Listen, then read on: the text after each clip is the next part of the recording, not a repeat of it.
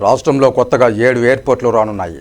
వీటిపై ఇప్పటికే నిర్ణయం తీసుకున్న ప్రభుత్వం ఆ ప్రాజెక్టులను గ్రౌండ్ చేసి పనులు మొదలుపెట్టింది.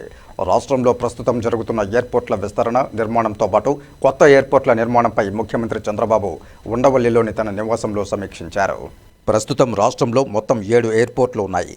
విశాఖ, తిరుపతి, కడప, రాజమండ్రి, గన్నవరం ఎయిర్పోర్ట్లను ఎయిర్పోర్ట్ అథారిటీ ఆఫ్ ఇండియా నిర్వహిస్తోంది.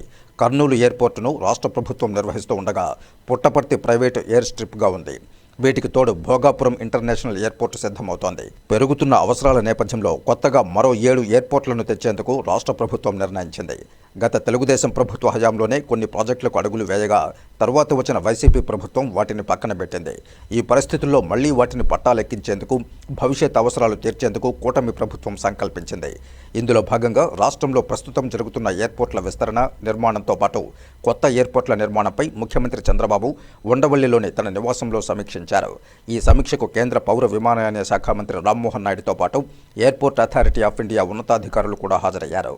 ప్రభుత్వం కొత్తగా కుప్పం, దగదర్తి, శ్రీకాకుళం, తాడేపల్లిగూడెం, నాగార్జునసాగర్, తుని, అన్నవరం, ఒంగోలులో కొత్తగా ఎయిర్పోర్ట్లు ఏర్పాటు చేయనుంది.